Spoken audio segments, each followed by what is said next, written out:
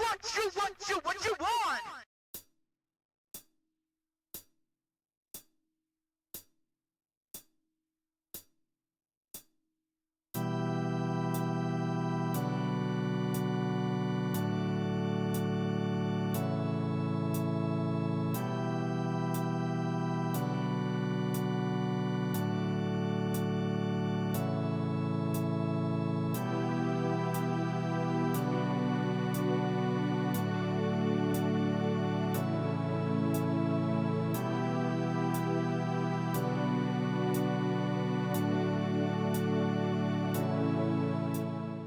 Hello and welcome to my first review.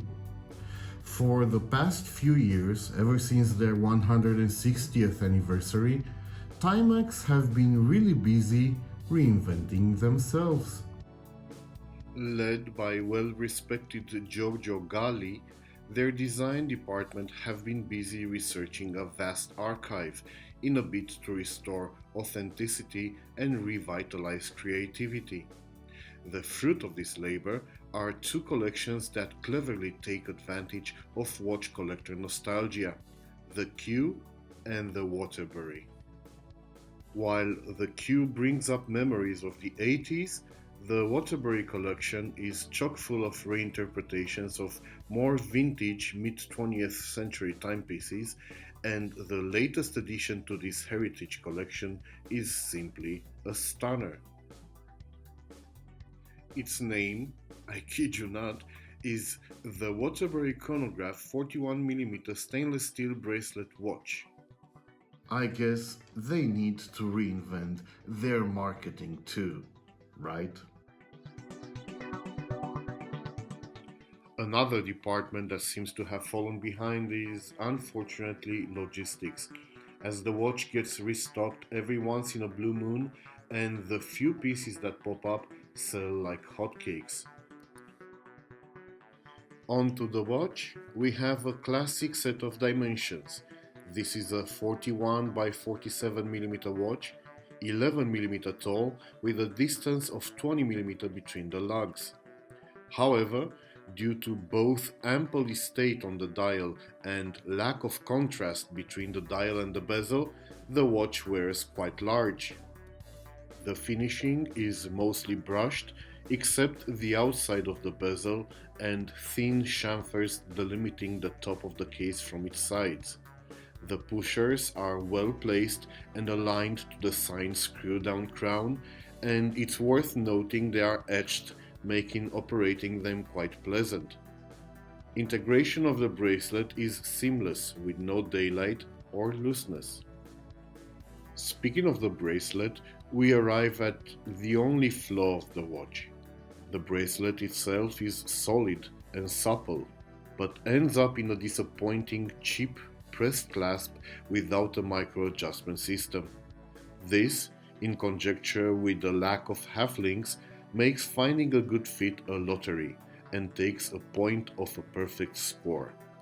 I was lucky enough to get a perfect fit, and I am sorry to tell all of you who plan on putting this watch on a different strap that I tried leather and rubber and they don't come close to completing this chrono the way its bracelet does.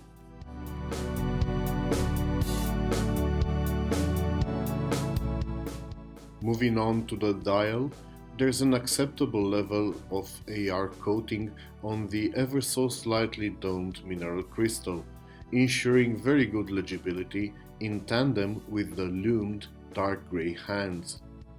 Speaking of the hands, I have to applaud their clever design. It would have been very easy to get them wrong and illegible, as the dial is quite cluttered. There's a nice touch on the chrono hand as well. The counterbalance is in fact a simplified version of the Waterbury logo. The full logo is on display at 7:30, creating a very pleasing symmetry with the date at 4:30.